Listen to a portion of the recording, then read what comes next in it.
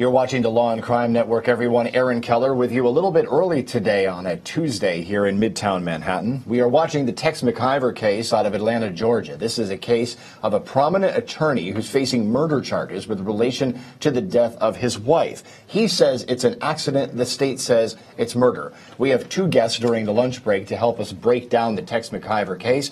Bob Bianchi is in the studio here, and Philip Holloway is an attorney in Atlanta who knows many of the people who are involved with this case. So thank you both for being with us here today. Bob and Philip on the line. Great to be here. Thanks for having me. Philip, I want to start with you because I know your time's a little bit limited here, but you've been following this case. You know many of the parties. What insight can you give us into what's playing out before our eyes this morning?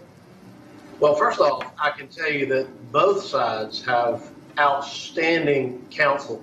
The prosecution team is very experienced. They're very knowledgeable. They know this case backwards and forwards. The defense team is the same way. They know all of the issues in this case, and they know them intimately. They've slept and ate this case basically for the last several years and done nothing else. So the opening statements today were very detailed that we saw from both sides, and it looks like we're going to be in for several weeks of a knockdown, drag-out. I would agree with that. This has gone through many pretrial motions. We have some motions that have attempted to limit some of what the jury can hear about this case, but it seems a lot of the evidence is going to make it in front of the jury.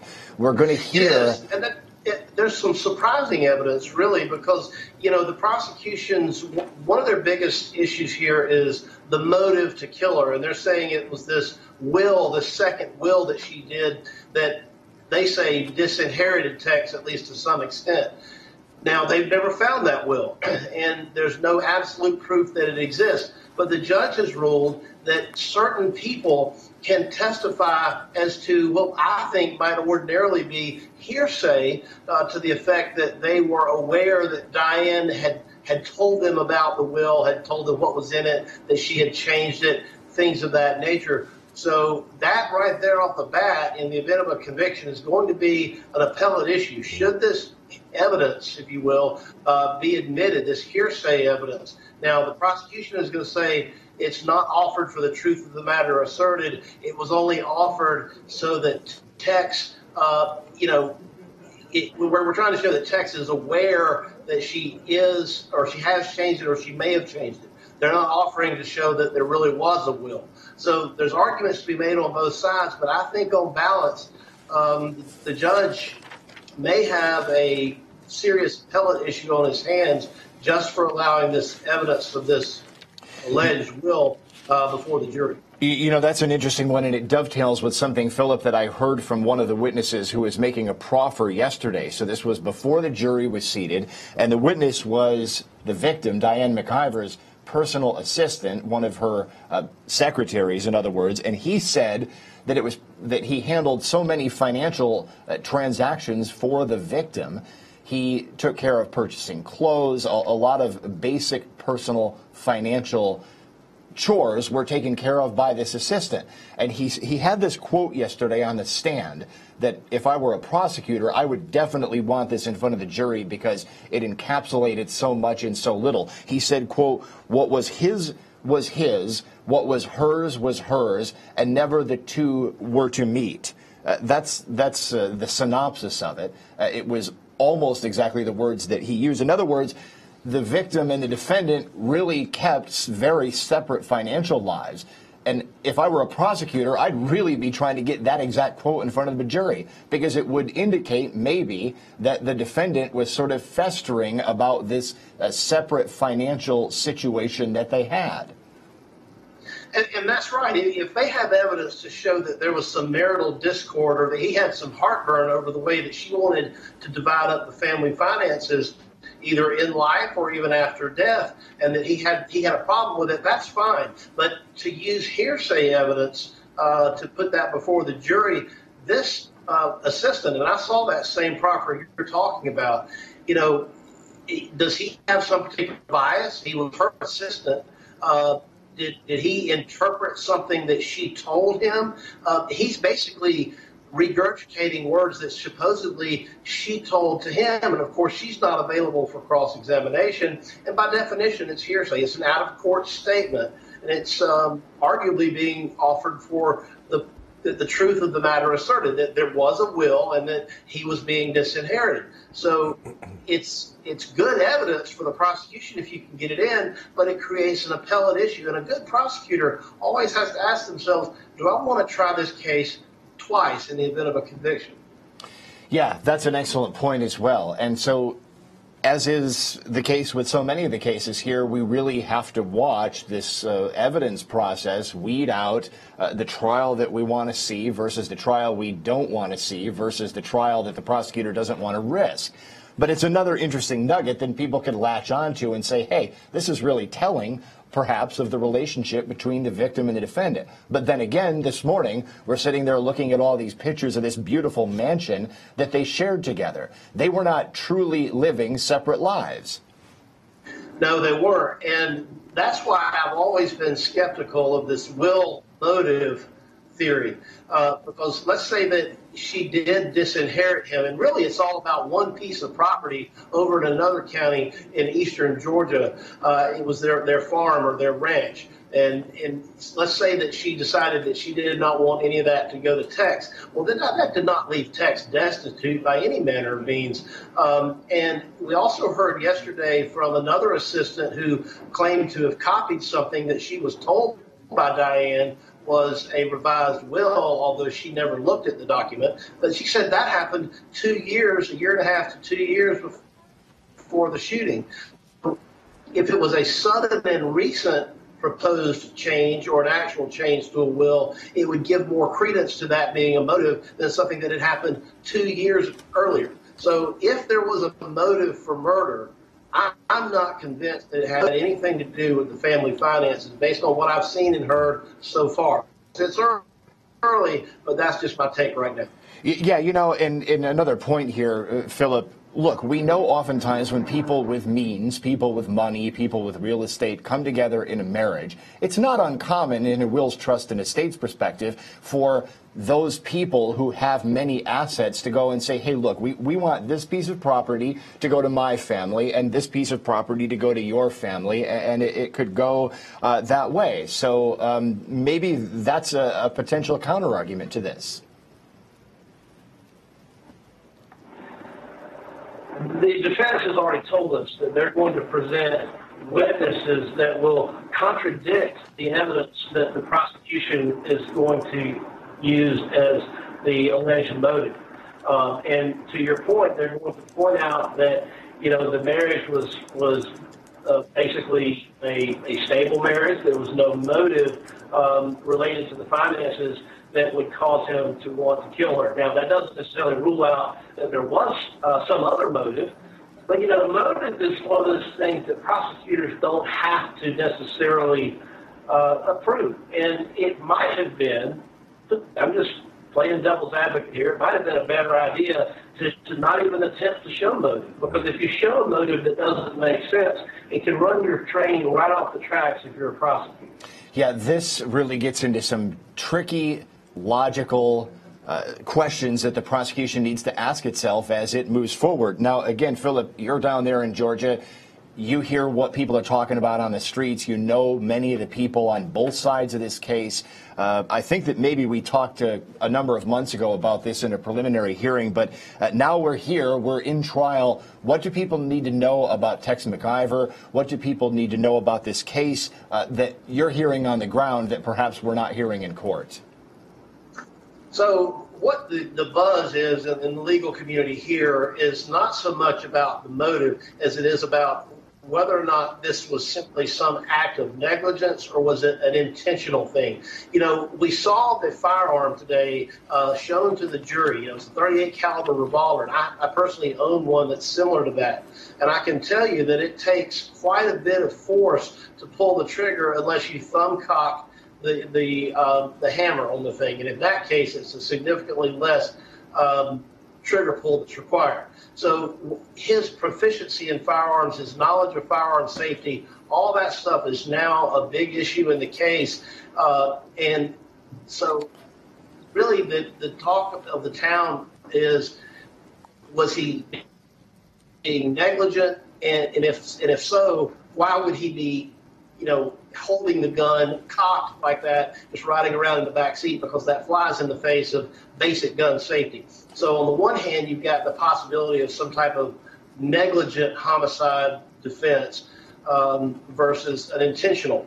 But if they say, as they did in opening statements, the defense said that nobody knows whether the firearm was cocked, if you will, then that raises the issue to me. If I'm a juror, I'm going to want to hear now from Tex, because I want to know, Tex, was it cocked or not? And if you don't know, tell me why you don't know. And here's the thing: this judge, like most in the state of Georgia, does allow jurors to ask questions of witnesses. And if Tex takes the stand, a juror could actually ask him that very question.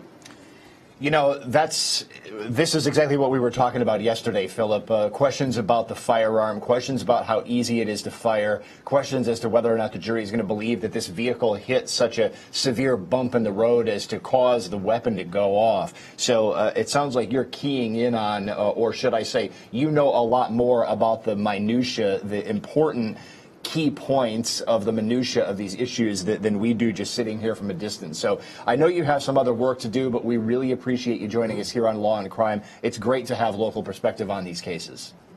It's my pleasure. Anytime. Thank you so much. Okay, we'll catch you some other time.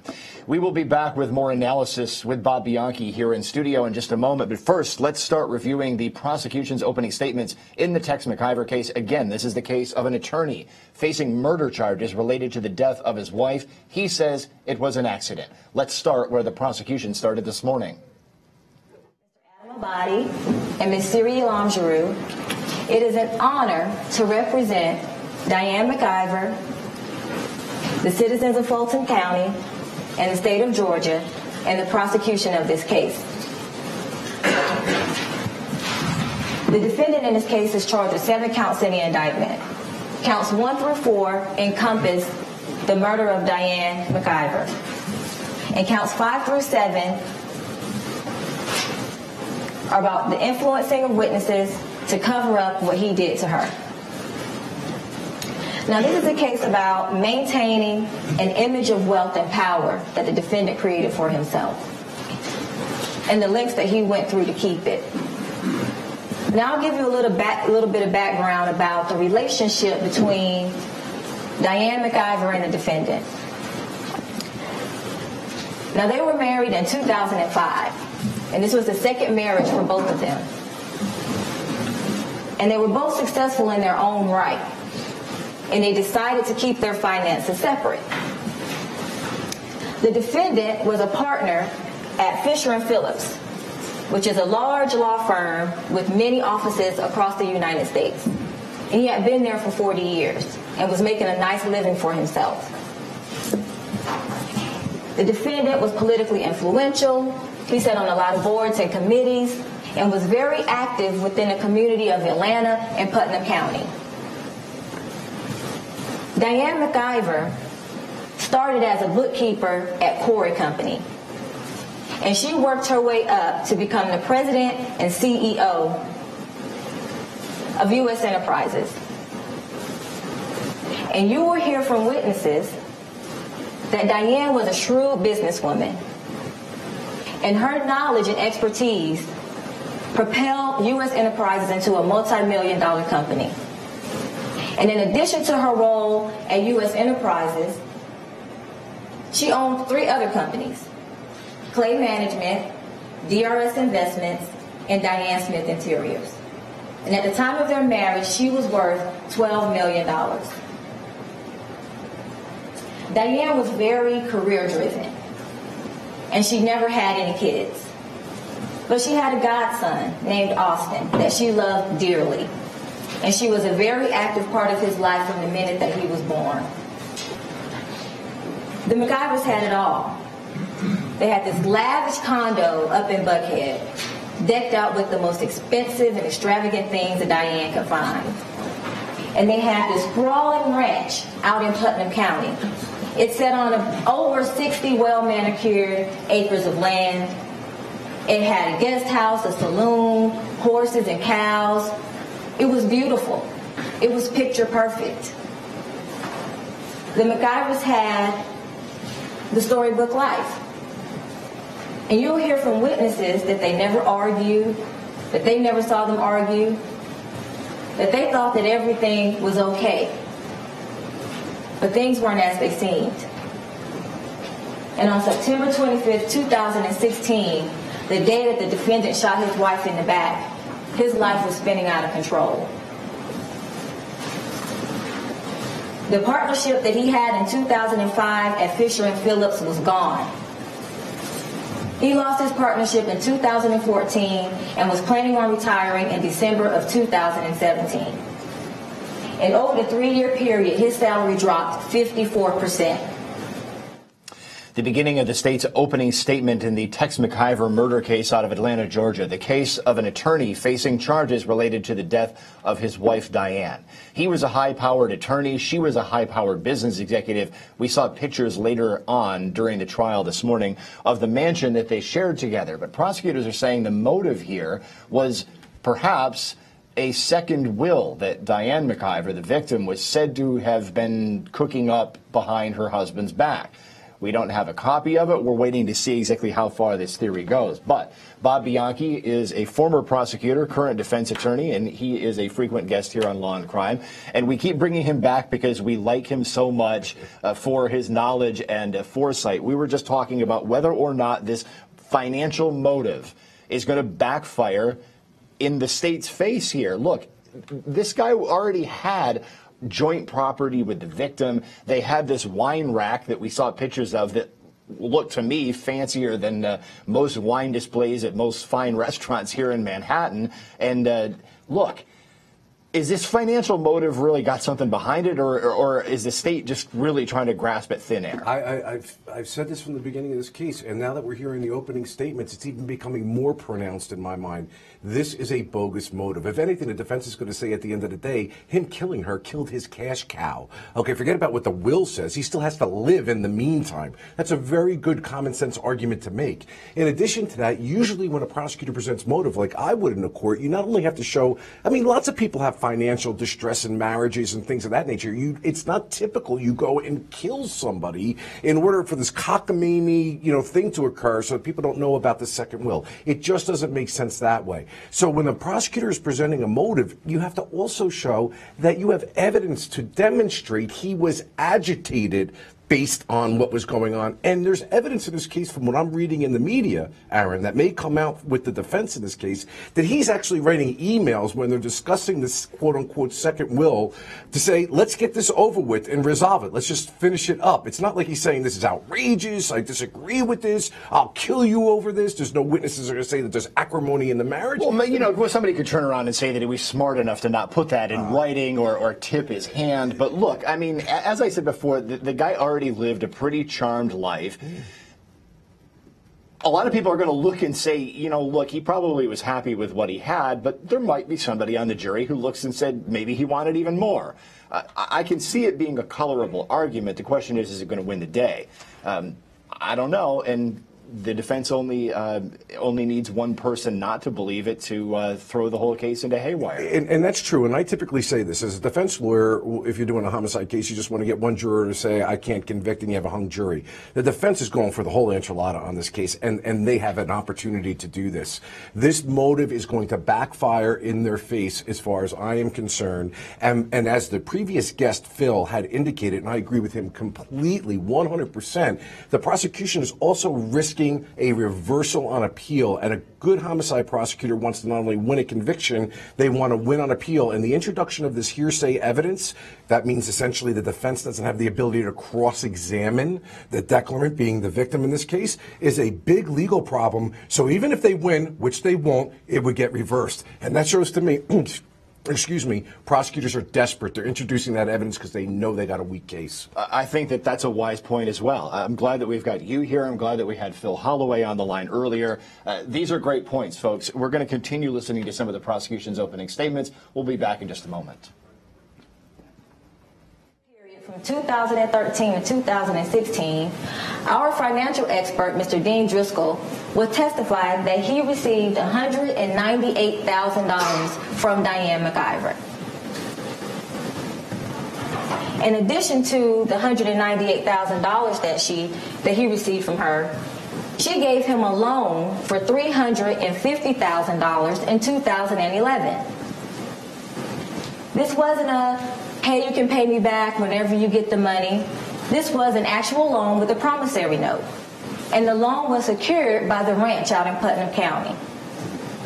And based on his financial condition, the defendant would not be able to repay this loan. In fact, the evidence will show that in 2011, when she gave him the loan, it was due in 2014, and he hadn't paid it. So she renewed it, so they will be due in December of 2017. And the evidence will show that over that period, he made interest-only payments and never paid any money on the principal. Diane had told Ann Schwall, the mother of Austin, that she was going to leave the ranch to her godson. And Diane loved Austin so much, she would never draft a will without Austin being included in it. And the evidence will show, we will have Mr. Carlton Morse, expert in real estate, testify that unless Diane McIver foreclosed on the ranch and took control of it, she couldn't leave the ranch to Austin. The evidence will show that Diane could take control of the ranch by foreclosing on it if the defendant did not pay.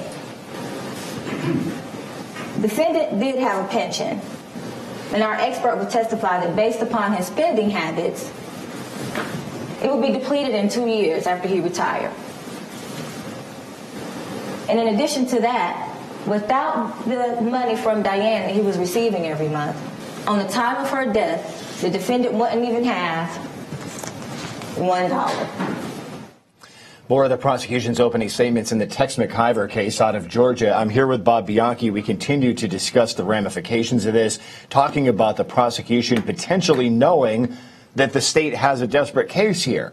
Why would the state try to toe into this area where a case could be overturned on appeal if it has to? If it had a stronger case, it would avoid the appeal issue and go with more solid evidence. Well, you know, prosecutors make mistakes. I can tell you as a line prosecutor handling homicide cases at trial regularly, and then as the boss of prosecutors, many times we would sit in a room and you would ask the question, why are you introducing this as motive? Or many times, Aaron, we would ask, why are you introducing this quote-unquote confession when it really is a statement where the defendant is introducing his defense in the case? And by introducing the quote-unquote confession, you're introducing the defense. Why not introduce it? Because you have all this other evidence to show that he did it, and then force him to the witness stand so you can cross-examine him. This is the skill and art of trial work. Sometimes if you have evidence, doesn't necessarily mean you should use it. And if you do use it, I had a murder case, for example, where we had lots of motive evidence, but it was a lot of prior acts,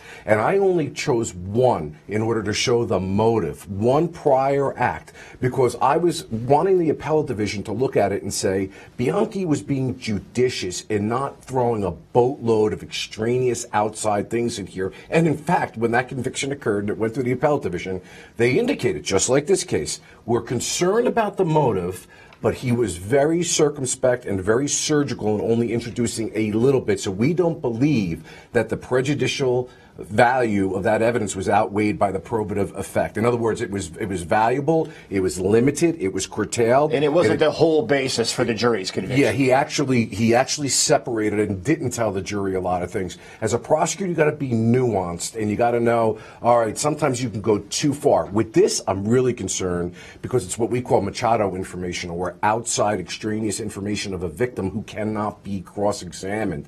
Nevertheless, I think the defense is in a good spot here, because if it were me as a defense attorney, I would be sitting there saying, that's it? That's what they got? They got that he killed the cash cow so that he would no longer be able to have those assets? That this cockamamie theory they threw at you is only because they're desperate? Yeah, you got to, in order to get to the state's theory here, you have to believe that this guy, this defendant, this attorney, was so cold and calculating that he was just waiting for an opportune moment, like a highway backup, and then being in what he perceived, right or wrong, as a bad neighborhood, then get the gun out. It's almost too coincidental. You know, the highway got backed up. Well, I mean, how often does the highway get backed up there? You know, and then all of these other things happen, which then lead to what the state is trying to say is this premeditated act.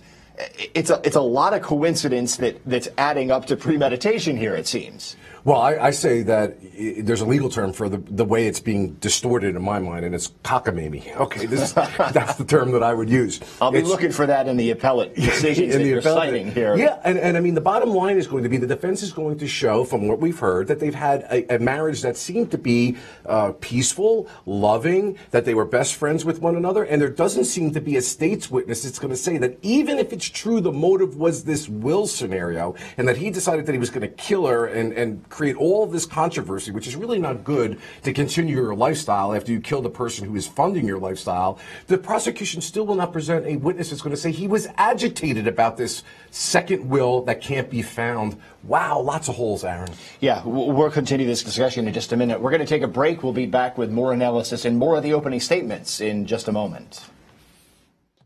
Welcome back to the Law and Crime Network. We are continuing during this lunch break in the Tex McIver murder case out of Atlanta, Georgia, to continue listening to some of the opening statements. So we're going to go straight to the next clip of the opening statements. We'll be back with more analysis in just a bit.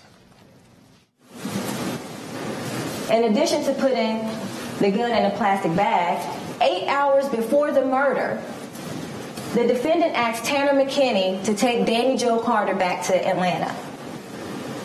Now, Tanner McKinney and Samantha Watson are two young adults that come out to the ranch on a couple of Sundays out of the month in order to groom the horses and to walk them or to ride them.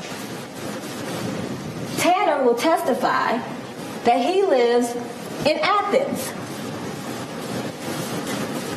And he'll testify that he remembers the defendant asking him this because he knew that Danny Joe Carter lived in Atlanta. So he was confused by the request of the defendant to take Danny Joe to the opposite side of where he lived.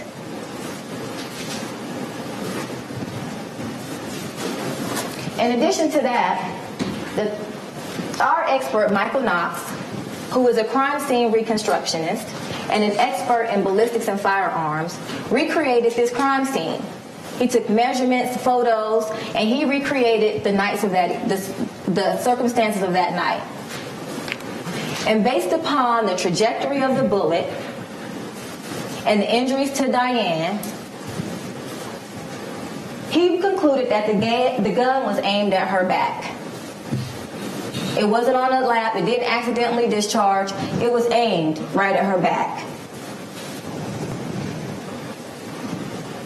The gun that was used, the .38 revolver, was in perfect working condition. It was tested by the GBI and Michael Knox. They fired it, and they did other testing on it to determine that it had no hair trigger. In double action, it required 12 pounds of trigger pull for it to fire. And in single action, it was 2.5 pounds.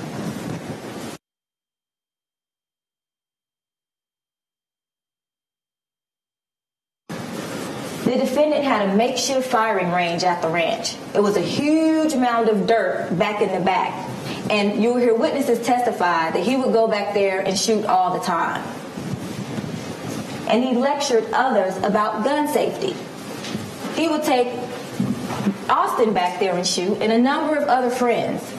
And they will testify that over and over again, he would lecture them about gun safety. And you'll also hear Danny Joe Carter tell you about a time when a defendant threw a water bottle up in the air, shot it 2 times before it hit the ground.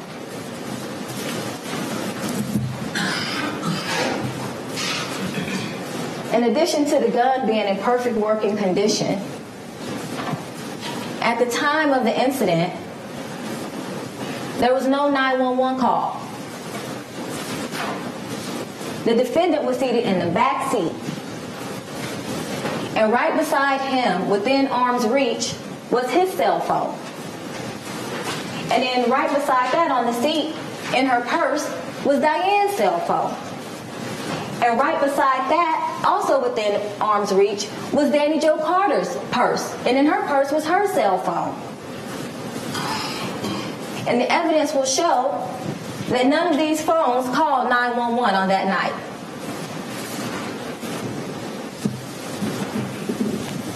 Once the defendant got to Emory,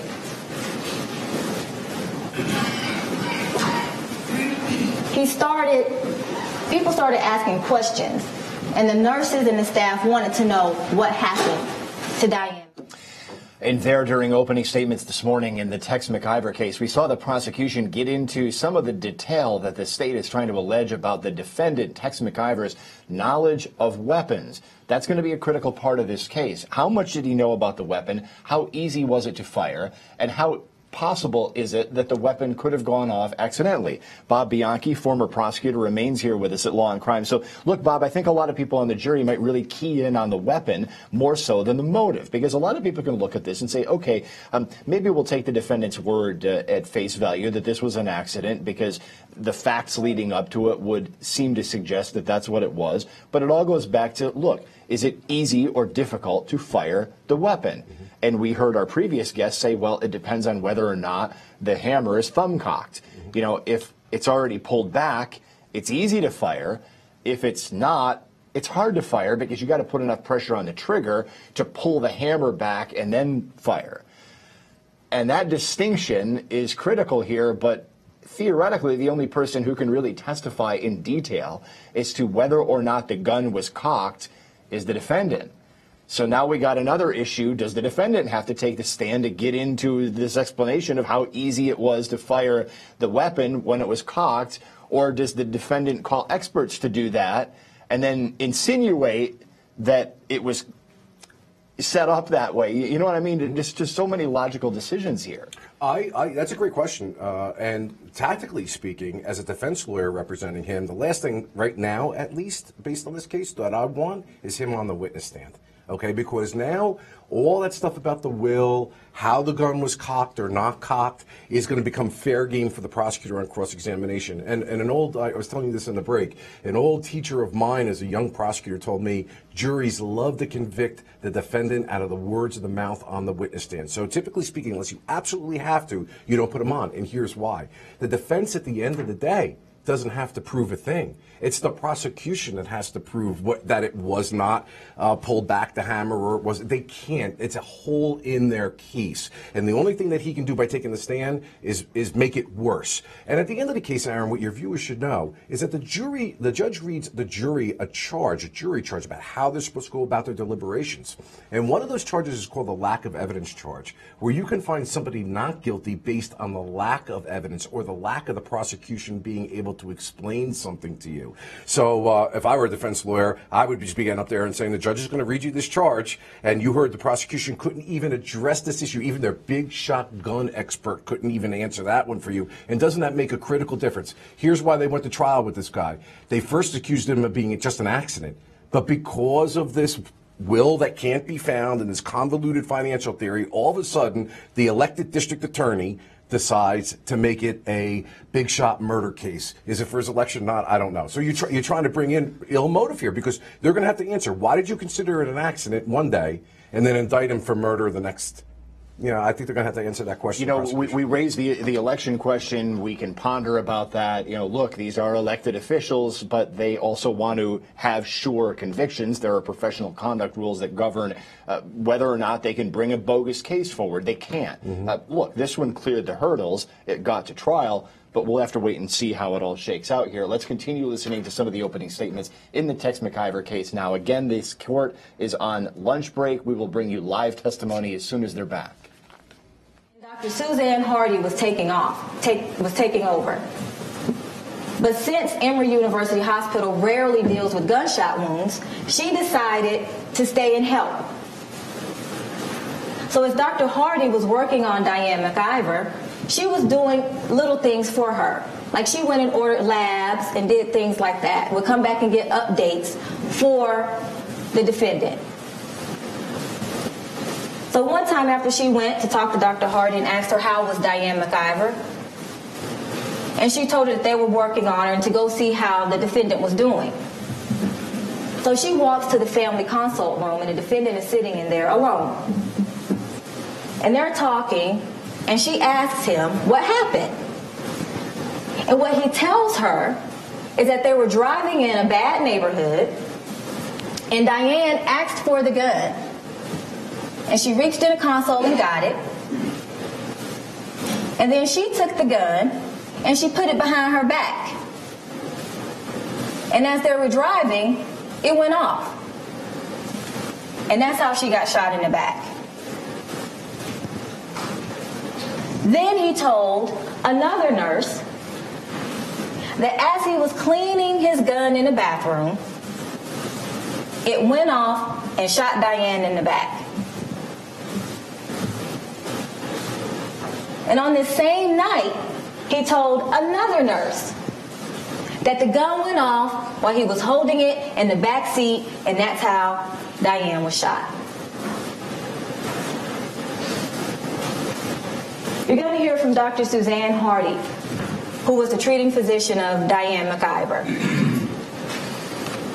And as she's working on Diane, she's trying to figure out what happened. Because at this time, she saw two holes in Diane. One in the front and one in the back.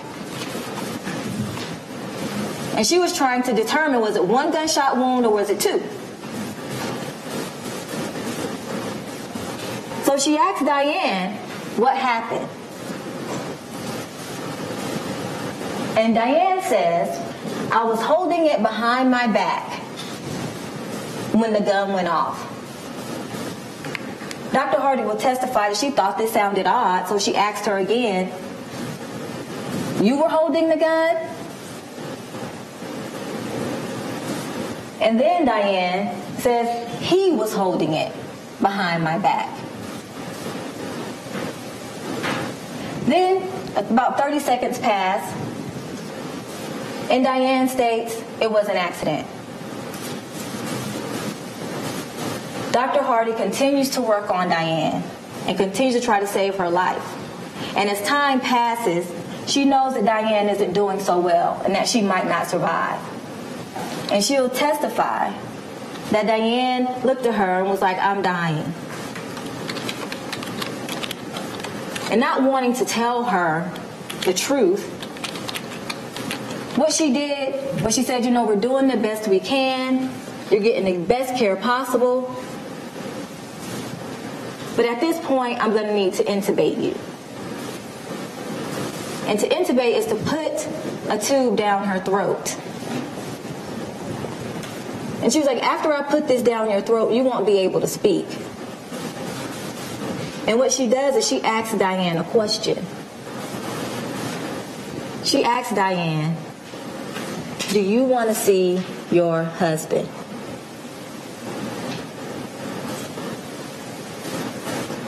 And Diane says, no.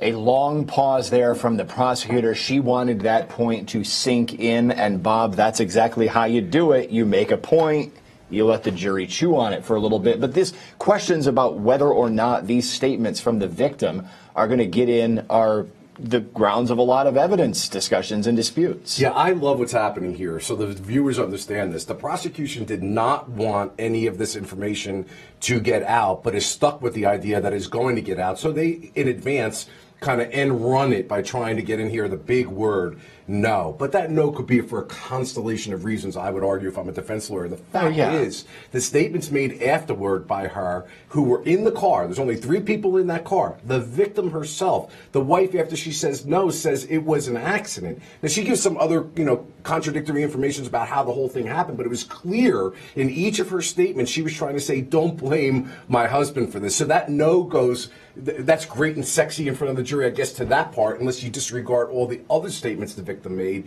which implicates all sorts of hearsay rules that we could go, that we love, right? That we'll geek out over. And, look, I mean, the bottom line is this stuff gets in. You've got possible dying declarations. You've got a number of other exceptions to the hearsay rule.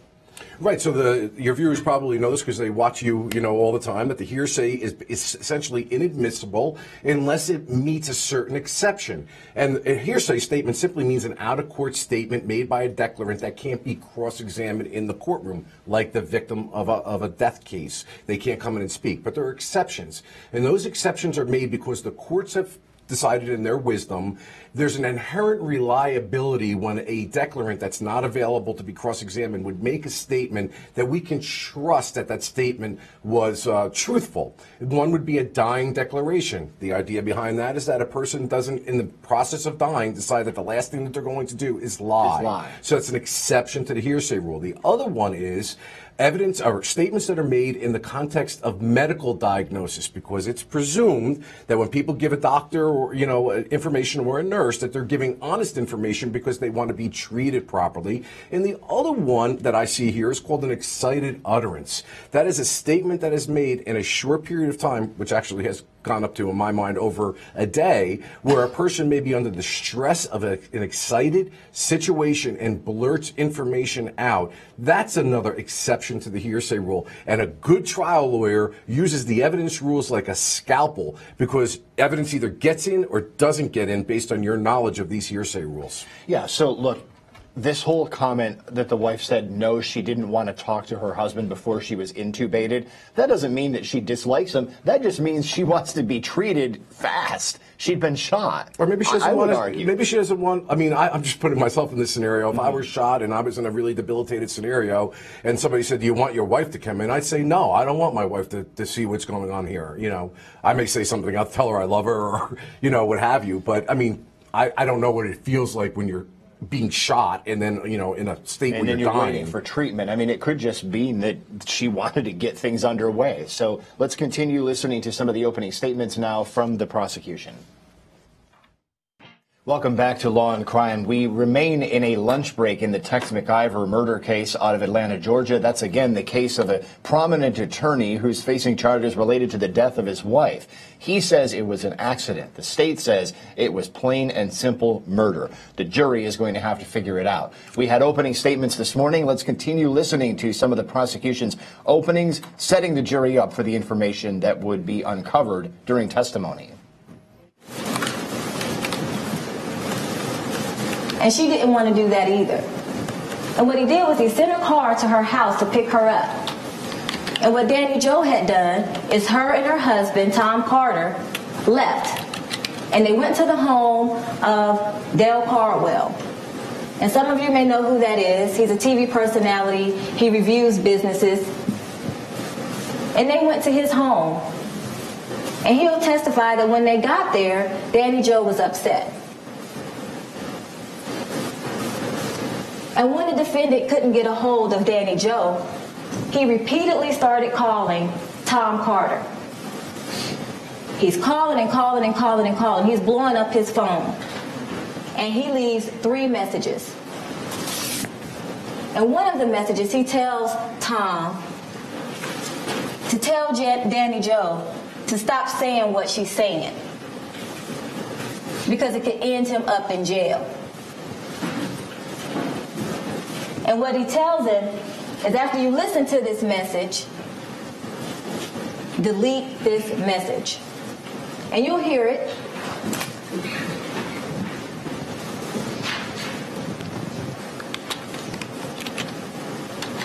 In addition to trying to get Danny Joe to do this press conference, he also called his longtime friend, Mr. William Bill Crane, who's a TV personality, talks about political issues on TV. And they have been friends for about 33 years. So he calls him to be his public relations specialist for this issue. And so what he does is, he wants to get his side of the story out to the media, because at this time, the media is starting to speculate about what happened. And so what he tells Bill Crane is that as they're exiting at Edgewood, and they turn under Edgewood, and they're going under the overpass, he asks for his gun because he believes that the truck may be attacked by either some Black Lives Matter protesters or some homeless people. And he says that's why he asked for his gun. And then once they got into Piedmont, or a safer area, he dozed off and went to sleep. And then as they were going along, they hit a bump, and the gun went off. And that's how Diane got shot in the back. So Bill Crane will testify that he wrote the story down, sent the version over to the defendant, said, is this all right? Is this what you want me to release? And he got the okay. And never in that version did he say anything about Black Lives Matter or a bump.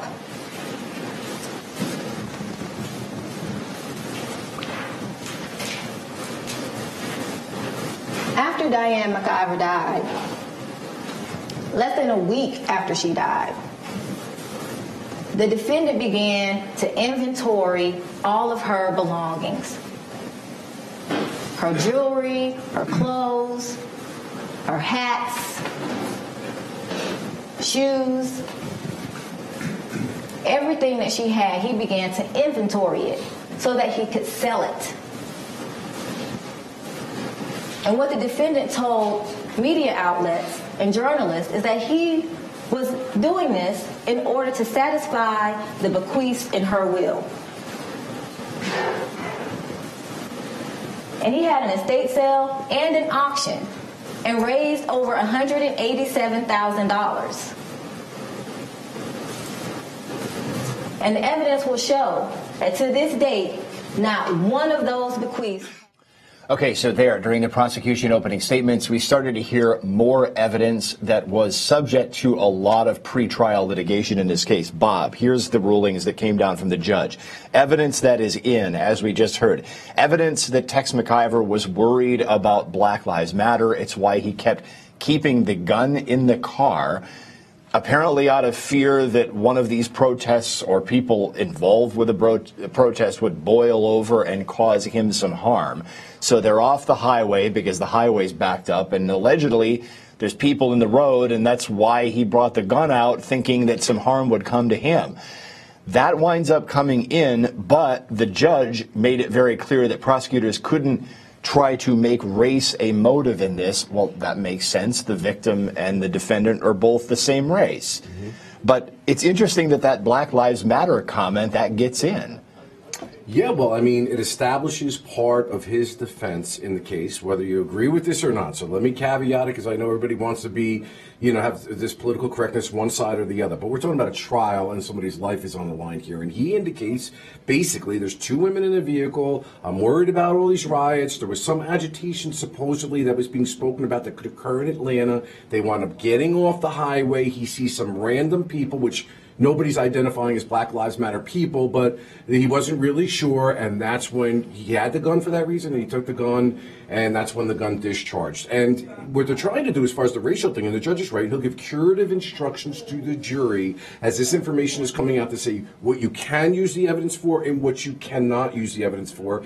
And despite the fact that most people don't think that juries listen to these instructions, it's been my experience, after having spoken to jurors in trials that I've had, that they actually do follow what the judge tells them. But what the judge essentially was admonishing, Aaron, to your point, was telling the prosecutor, don't you dare think that you were going to start to try to taint the character of the defendant as being a racist, because that would be an inappropriate, prejudicial thing that certainly would cause a reversal if there was a conviction on appeal. Yeah, that's one of the things that's in. The prosecution had to be careful about it. Also, evidence that is in, evidence that no one called 911. This always is interesting to me that this gets in when legally there is no duty to call 911, but it winds up in trials frequently.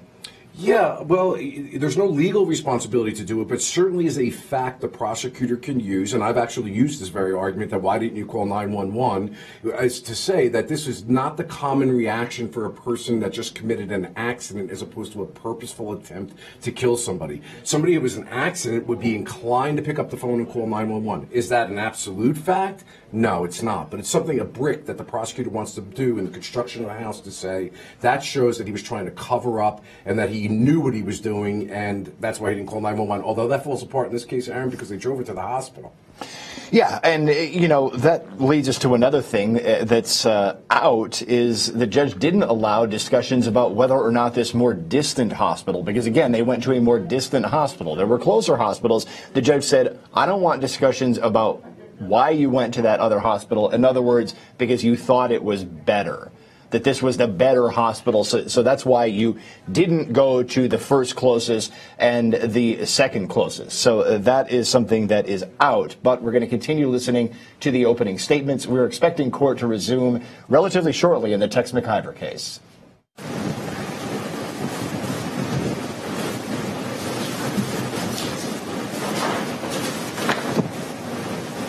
In Diane's will, she desired to be cremated.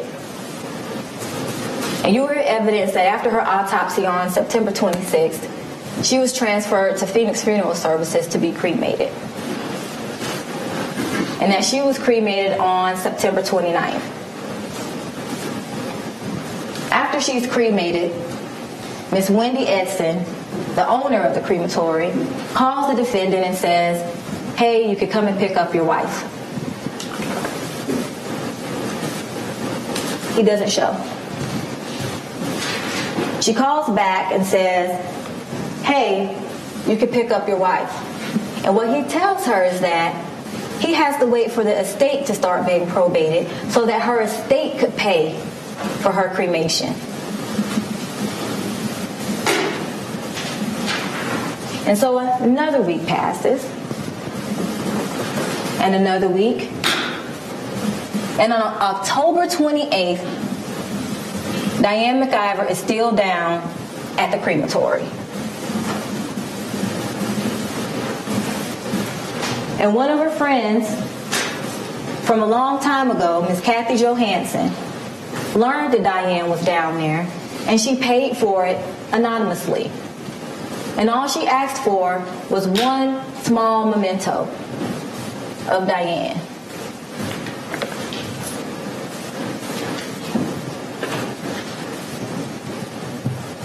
And it wasn't a $5,000 fee. It wasn't a $4,000 fee. It was $1,600 that she paid to get the remains.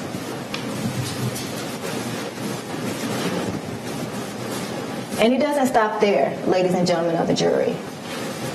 When all of this other stuff that he was trying to do didn't work, what he did was, after he fired Bill Crane for not retracting the story, he hired Mr. Jeff Dickerson. Now, Mr. Jeff Dickerson is also a public relations specialist. And he's been in the business for a long time. You all may know him from seeing him on Sundays as part of the Georgia game. And what you will learn is that Mr. Dickerson was a longtime friend of my boss, Mr. Paul Howard, over 20 years. And what he'll testify to is that after he was hired by the defendant, he was called down to his lawyer's office. And the defendant and his lawyer were sitting at a table. Then the lawyer gets up to leave. And it's just the defendant and Mr. Dickerson. And what he tells Mr. Dickerson is, you can get this case dismissed. You can get this case dismissed. And if you do, there's a large bonus in it for you. And I won't mind if you share it with the DA.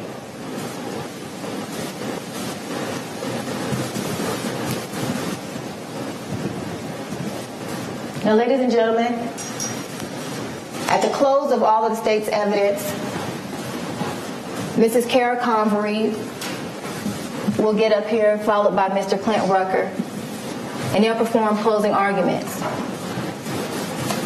And what the state will ask you to do is to return a verdict The only verdict that speaks the truth in this case is a verdict. That was the tail end of the prosecution opening statement in the Tex McIver murder case out of Atlanta, Georgia. The case of an attorney who, if you look in the court of public opinion, has fallen from grace after murder charges were filed. He says it was an accident, though. Bob Bianchi, look, here we saw the state trying to really hammer at whether or not Tex McIver was this guy living the high life, which is, of course, what a lot of people would assume. Apparently, there were issues paying the final bills related to the wife's cremation, funeral services, things like that. So the state's trying to use that to say, hey, look, a friend had to jump in and help pay for this. Tex McIver didn't have a lot of money. That's why he killed her. Again, is that a stretch? Because that seems to be some of your opinion about a lot of the evidence in this case. I go back to the same point. Your motive needs to be ironclad, needs to be solid. Otherwise, as a prosecutor, don't introduce it if it's assailable, if it's subject to attack. And lots of people have marital problems. Lots of people, spouses don't have money, and the other one does have money. There's an inequality of the relationship. If you cannot connect it to evidence prior to the quote-unquote murder as a prosecutor that show that he, in fact, was exercised or upset over this will or financial scenario, you have a very weak motive. And look what's going on here, Aaron. The whole case is about the motive for the prosecutor. This cheesy, whole, Swiss cheese kind of motive. And what was the defense doing? They were talking forensic evidence. They were talking about the implausibility that you would do it in this way. They were talking about the fact that the gun was not at the side, that it was lower back. They were going through very serious particulars about how this was more of an accident. And again, we go back to the same thing at the end. As a defense lawyer, I would be saying they originally thought it was an accident, but only when this financial thing came in did they change their mind that it was an accident. Now it's a murder. Yeah, I mean, I was going to say, this sounds a lot like an incident in search of a motive. It's backwards. That's what it sounds like. Hey, look, if you want to steal the quote, you can tweet it out. Just tag me on it. That's a great way. But it sounds a lot like that, and the facts would back up that. Look, they didn't really start charging down this murder trail, and of course, the prosecutor would turn around and say, "Well, once we investigated, then we realized how serious it was." I'm sure that some line like that would come out in defense of the case, but it sounds an awful lot like that because there are so many incidents here that would have to just line up in a perfect constellation in order for people to prove that this was murder. The highway just happened to be backed up. There just happened to be people on the road. So either this guy was the coldest, most calculating guy who was looking for any opportunity to pull that trigger, okay? I mean, talk about premeditation here. You got to have all of these things lining up perfectly to get to a point of opportunity where he then happens to pull the trigger. Either that or it's an accident. Yeah, but here's to answer your point. And let me do it while her best friend is driving the car. And according from what I understand of these facts, the best friend is saying he was sleeping at a certain point in time when she got off the road. He was zonked out in the back. The driver, best friend of the victim, decided to get off the road. He not the defendant. Not the defendant. And wakes up and says, this wasn't a smart idea. Vis-a-vis the Black Lives Matter thing. These are going to be, I think, pretty much irrefutable facts. So to your point, he plotted and planned all this. I'm going to go in the car. I'm going to bring a gun. I'm going to let the best friend drive the vehicle. I'm going to fall asleep. I'm going to wait till she gets off the road because there's I'm going to hope there's people in the road. There's people in the road. And then I'm going to all of a sudden make believe I wake up, have the gun sideways, shoot to the lower back, shoot through a car seat. May work, may not work. It's just not plausible in my mind. Look, here's my fear.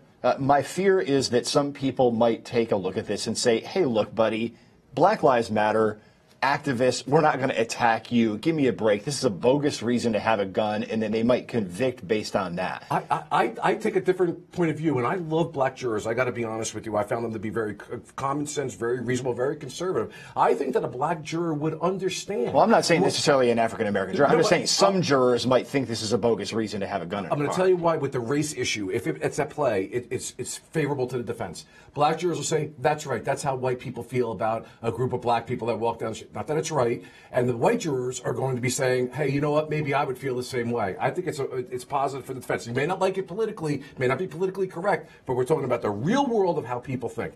Yeah, and again, it's a state with the relatively higher propensities for gun ownership. Okay, some states more people own weapons, but I'm being told, I think, that court is getting ready to come back into session. So I think we might be ready to listen in. If you folks can let me know. I'm not really sure if the jury's in the room yet, but I guess we can go back in. So Bob Bianchi, I want to thank you. Let's go back live to the Tex McIver case.